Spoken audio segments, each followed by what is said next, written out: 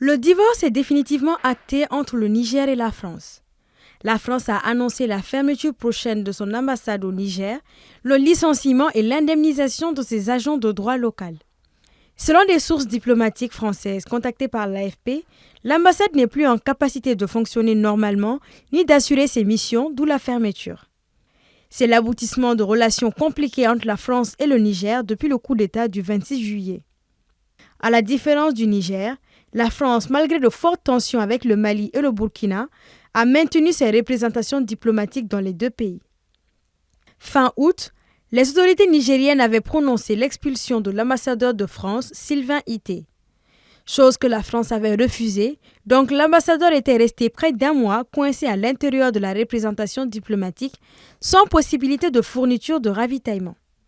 Ainsi, l'ambassadeur a finalement quitté le pays en septembre avec l'essentiel du personnel diplomatique.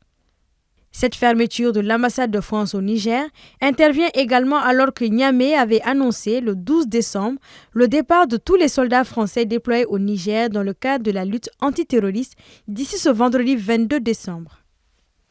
Ce matin, lors d'une cérémonie à Niamey, l'armée nigérienne a annoncé le départ des derniers militaires français déployés au Niger. Le départ de ces 1500 soldats français au Niger met fin à plus de 10 ans de présence des soldats français au Sahel. À noter que la France a compté jusqu'à 5500 militaires déployés dans le Sahel avant d'en être chassés par les autorités du Mali, du Niger et du Burkina, désormais unis dans l'Alliance des États du Sahel, AES.